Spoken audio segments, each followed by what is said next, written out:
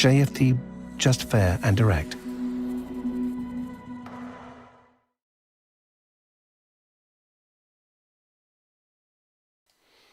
Okay, hello and good morning everyone. Welcome to JFD Traders Espresso with me, Darius Anucauskas. Today's the 2nd of June 2021. So yep, welcome everyone guys. Welcome to this Wednesday's morning session where we're going to have, as always, a quick look at the markets, a few of the charts, the usual stuff basically. But before we do that, as always, let's quickly have a read through our risk disclaimer. So, the content we produce does not constitute investment advice or investment recommendation, should not be considered as such, and does not in any way constitute an invitation to acquire any financial instrument or product.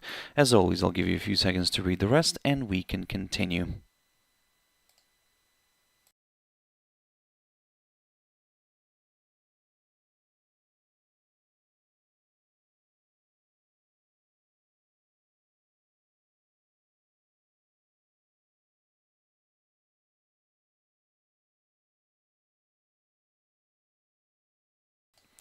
Okay, so now then, also just before we jump into the charts, as always, guys, quick mentioning of our JFD YouTube channel, to which you can always subscribe to in order not to miss any of our upcoming videos, and of course our JFD Bank website, and specifically our JFD research page, which we also update on a daily basis. So yep, feel free to check us out here on jfdbank.com and click on the research tab right there on the top, guys. So now then, jumping into the charts. So the first one I want to pick up here is Nikkei 225. So we had a bit of a decline here, and yep, as you remember, yesterday I talked about this this index, and basically we had a nice good drift back down here, tested this short-term upside support line taken from the low the 13th of May, and then we've rebounded. So in a way, everything's kind of still looking quite nice here. Let me just probably clear up this chart a little bit. So previously I talked about this possibility of seeing maybe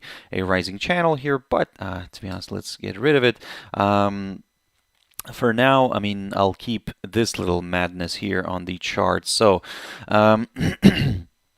long story short, for now, yes, on one hand, everything's still kind of, it looks okay here for the bulls because we're still above this little short-term upside line. We're above all of the EMAs. However, the only little issue is the fact that we are below this this downside line and actually below this upside support line, which is taken from the low the 19th of March of last year. So in other words, if you want to be a little bit more on the safe side, then what you can do is wait for a break above this upside line, back above this upside line, and a push above the downside resistance line. And then yes, we could start aiming for some higher levels. For those who really are on the cautious side, you could keep an eye on this 29,519 zone, which, as you can see, acted as a fantastic area of support and resistance, and yep, resistance again. So again, this is the level also to keep an eye on, but let's say, as I said, if you're a little bit on the more adventurous side, then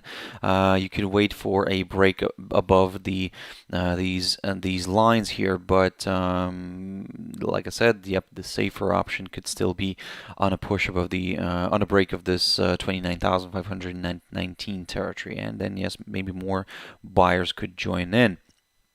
Now, jumping into Hang Seng, so the index, I talked about this one as well, and yep, the index did make its way higher yesterday.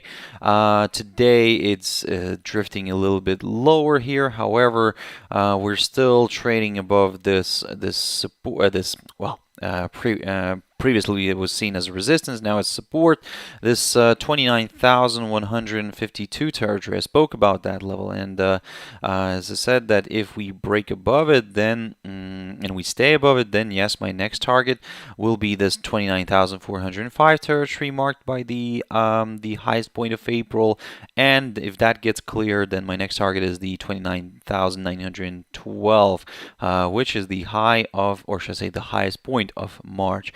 And then, of course, we could take it from there. So for now, long story short, for now, We're still on the positive side because also we consider the fact that the index is still trading above this upside line right here, taken from the low of the 14th of May. So in a way, even if it drifts a little bit lower here, if it finds support near this upside line, yes, a nice rebound here could be possible.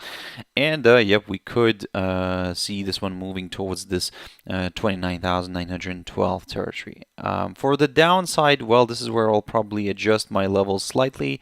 And for the downside, I would be looking at this one right here, the 28,884 mark, which is marked by the high of the 7th of May.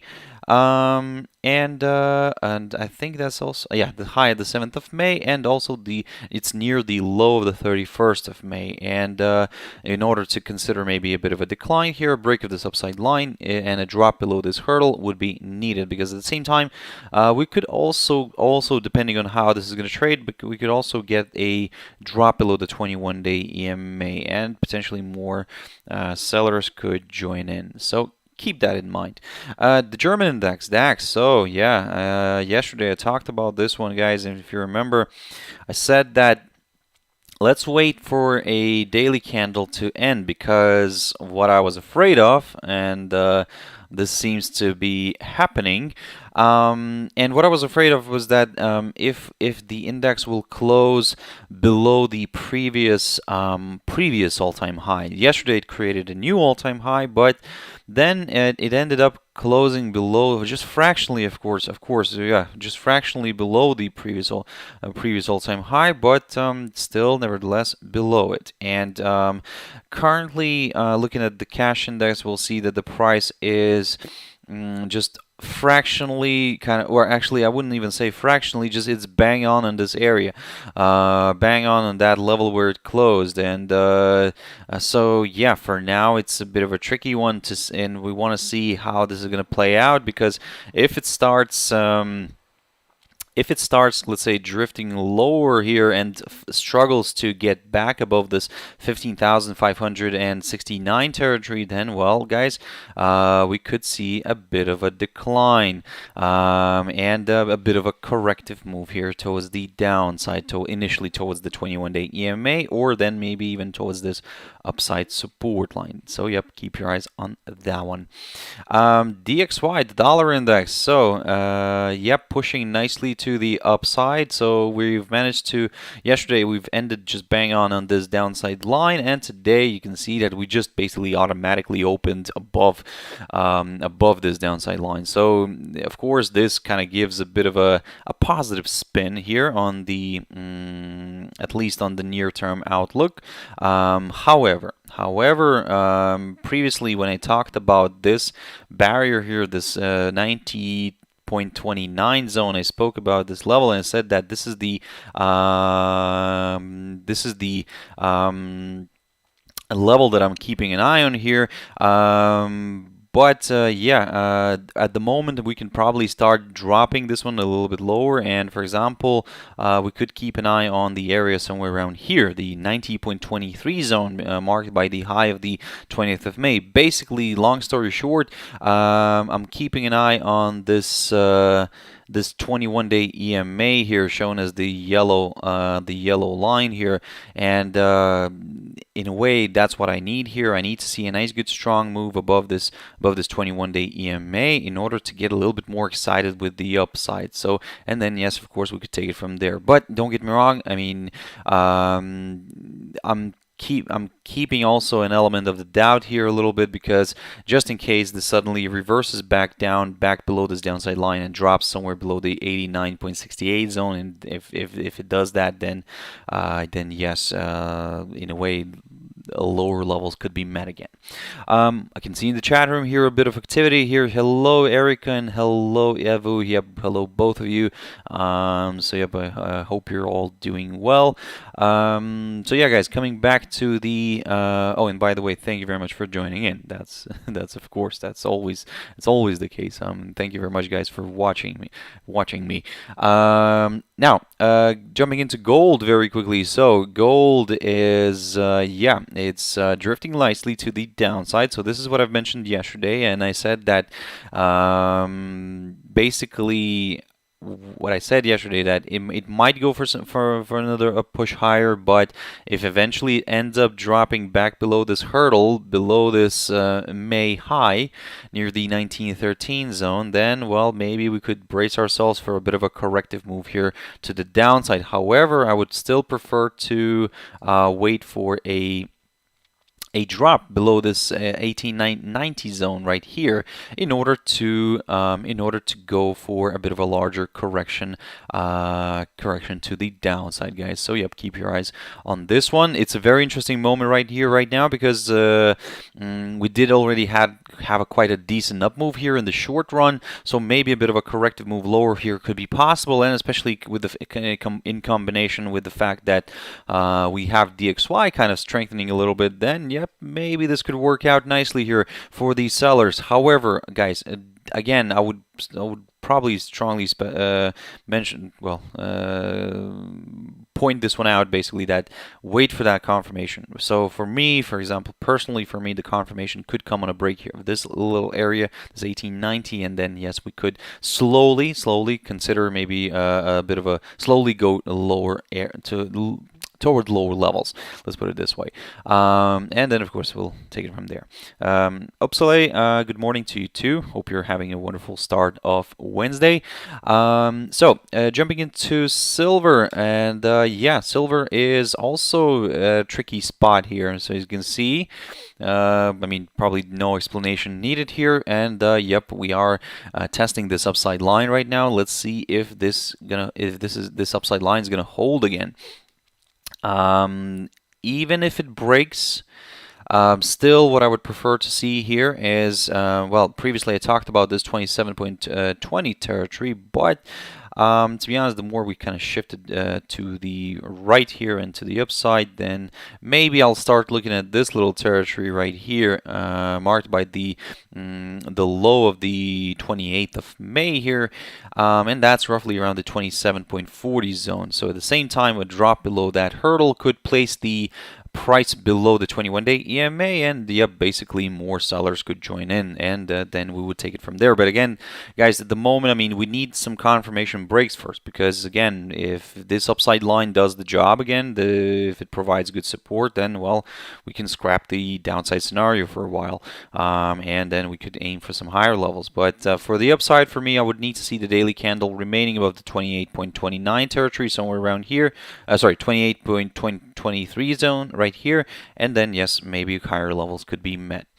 WTI oil. So WTI oil is stuck. It's stuck near the previous highest point of this year, near the 67.94 zone. So in other words, basically the commodity right now is kind of just hanging near that 68 zone. And the big question here is, can we see a further move north? So this is what I said to you guys previously when I was covering this this level here, the 66.40, and I said that if we get that break here, then yes, we could see some higher levels, and we got that daily candle staying above it, as you can see, and yep, it pushed further nicely to the upside. So yep, this basically barrier surrendered eventually, and we're seeing now a further move higher. However, given that we are currently seeing that little hold up near the 68 territory, we will be very careful here for now, because again, if it continues to push higher, yes, okay, that's great for the bulls. I mean, but and in a way we can say that if it stays above that 68 territory, then yes, it could continue pushing further north, and of course there are some higher levels that could be tested. Let me just zoom out here and go back into history here. We go back into 2018, and yep, as you can see, we have, for example, the highest point of October, if I'm not mistaken. Let me just double check this. So yeah, the highest point of October here of 2018, and that's roughly around the 76.88 zone. Of course, don't get me wrong, I mean, that's quite a decent move to make here. Maybe we could even find temporary resistance somewhere around here, for example, near this this low, the this 70.54, 55 territory, and that's roughly around here, around the low. This is the low of 11th of October of 2018, guys. So yeah, just to double check. Yep. So that's 11th of October 2018. So we could see the price stalling around there, but again, for that, we need to see a stronger move here above this 68 territory. Currently, the commodity is balancing around here, so yeah, we're just going to be carefully monitoring this one, carefully bullish, because at the moment we haven't seen any reversal signals. And for the downside, probably this is where I'm going to shift a little bit, and I'm going to probably wait for a drop below the 66.40 zone, so which previously was seen as a nice area of resistance. Now it could take the role of support, and then we'll take it from there. Bitcoin, very quickly on this one, to be honest, not much to talk about here, but the previous kind of game plan still is somewhat in play, because basically the idea here that I've mentioned previously on Bitcoin is that we could see maybe a bit of a corrective move higher, but if the rate continues to trade below all of these EMAs here on our daily chart, then, well, another slide here could be possible. And another thing to keep an eye on, excuse me, is something like this. So let me just quickly draw this one on the chart here.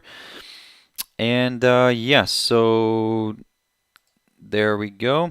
There we go. So we have a little bit of a triangle here happening. So basically, if you want to consider the next short-term directional move, we need to see a break through the one of the sides here of this triangle. So basically, what we could draw here is something like this. So from the, just kind of keep it short and simple, basically. So if we get a break through the upper side of this little triangle, then yes, we'll aim for some higher levels, but only up until this 200-day EMA and around this area, and then we'll take it from there. For the downside, if we break the lower side of the triangle, then of course there are some other levels to consider, like for example the lowest point of May near the psychological 30,000 mark, and then yep, we would take it from there as well, because if this breaks, I mean, further, then yes, lower levels could be met, but if it rebounds again from this area, somewhere from around this 30,000 mark, then maybe we could see this one as a potential descending triangle, which of course could break out to the downside later on. But at the moment, again, let's keep it short and simple, guys. Ethereum. Ethereum is also stuck, and it's also kind of stuck in this little triangle pattern as well. So basically, this one right here, not as beautiful as on Bitcoin, but nevertheless, we can keep an eye on it. And basically the same story. I mean, we need to see a clear breakthrough one of these lines before considering the next short-term directional move. And basically, if we clear this area here, the upper side of the triangle, then yep, we could go for a bit of a larger correction to the upside, because don't forget that we're still trading below this downside line taken from the high of the 12th of May. For the downside, we need to see a break of this upside line and a drop below the 2,383 territory here, and then yes, lower levels could be met, guys. AUD NZD. So here it's quite an interesting one. Basically, this is what I talked about yesterday. If you remember, this is one of my favorite pairs, to be honest. Yeah, I mean, we reached, first of all, we reached the 38.2% retracement on the Fibonacci. That's great. And look at this beautiful continuation of testing of these Fibonacci levels, and look at a beautiful test of the 50%. So that's great. So I mean, this is where I said that we might continue. This is exactly what I've drawn here yesterday, basically, and I said that in a way, if it travels higher, if it finds good resistance here, another slide here could be possible. So for now, I'm considering this idea. Again, don't get me wrong, if we push through this barrier, through this area here, and stay above the, for example, somewhere above this 200-day EMA or the 61.8% retracement on the Fibonacci, then I might scrap the downside scenario. However, well, we have a downside line, but I just don't want to overcomplicate the chart here a little bit. So, but yeah, nevertheless, let's put it in. Let's put it in here. So it's a bit of a mess here. Don't get me wrong, but again, even if it pushes above this, then there is still a chance for the bears to step in. However, if it kind of climbs straight away here back to this downside line, to be honest, this whole kind of V-shaped recovery could be an issue for these sellers. And then, yep, we could maybe even break this downside line. We could push further north. So, I mean, all these things. But at the moment, what I'm keeping an eye on here is this 50% retracement on the Fibonacci, and that's roughly around the 1.0705 territory. Yeah, if it continues to hold, another slide could be possible. Here's the CAD very quickly on this one, and yeah, so here we continue to trade above this area, above this 1.2013 zone. Yes, we did get a bit of a breakout here yesterday, but as you can see, it continued to hold. It's so yeah, it's kind of still okay-ish for the bulls, I would say, or sorry, not for, well, I wouldn't say for the bulls. This is where I need to be very careful here because overall, yes, we continue to trade below a downside line, this medium-term downside line here, taken from that high right there. But I'm not going to draw this one yet. For now, we're kind of. It seems that we're from the shorter-term perspective, we're forming a possible descending triangle here, with the lower side being this 1.2013 territory, approximately around there. So in a way, according to all the TA rules, there is still a decent chance for this one to move lower because we're forming a descending triangle. We're still below. We're still within a large downtrend. We're below the 21-day EMA. However, this little hold up here that we saw yesterday and a strong rebound from this area, that kind of raises concerns, and that kind of I would say is making the sellers worry here. So if you're a seller, then probably wait for a drop below this area, below this 1.2013 territory, and then yes, we could go for some lower levels. But for the bulls, I would say here, of course, a break of this downside line and a push above this 1.2142 territory, which could also place the rate above the 21-day EMA, could work out nicely. But again, I'm not saying that from here we could just go higher, and higher from here. I mean, no, I mean we still have some obstacles on the way higher, and that's why it's a bit of a tricky one here. So for now, long story short, a confirmation break is needed, guys, but it could end up being very interesting here, both ways, by the way. But like I said, a confirmation break is needed. GBP Chef. So this one is still kind of look at this one. It's still flirting with that 1.2790 territory. Where yesterday we drifted back down after breaking this one again. And this is what I said to you, that wait for that daily candle to end above this area, and then if we can go for some higher levels. But we didn't really get that, and instead we dropped lower here. We're now currently getting a hold up near this upside line, but below the 21-day EMA. So on one hand, we could see this as a bearish indication. On the other hand, we have this upside line which is still intact. So really cannot really kind of get let's say comfortable with those lower areas because we have this upside line. So, and we cannot get comfortable with the upside scenario as well because we need to see that break. So in other words, it is an interesting pair, but wait for that confirmation break, guys. I know I keep repeating the same thing here, but just to be on the safe side, and this is exactly why I keep saying this, because we keep getting these false breakouts here and we're not really getting any kind of benefit from that. For the downside, by the way, well, what I'll consider here is, and I'll look at this one from the very, very short-term perspective. So basically, a break of this upside line and a drop below the 1.2652 territory might do the trick for a few more sellers, but we'll be very careful near this area, near the 1.2584 zone, or approximately around here, and that's the lowest point of May. GBP USD very quickly on this one. Also, yeah, we've hit a new high yesterday for the year. And then drifted back down. So at the moment, basically, it's not really looking good here for the bulls, especially if the rate starts falling below the 1.41 zone, because at the same time it will place the rate below the 21-day EMA, and we could see maybe a bit of a larger correction here to the downside. So keep that in mind. For the upside, it's a straightforward one. I need to see a push above the 1.4250 territory here in order to aim for some higher levels. Now, euro against the Turkish lira, and this one is amazing. I mean, this continues to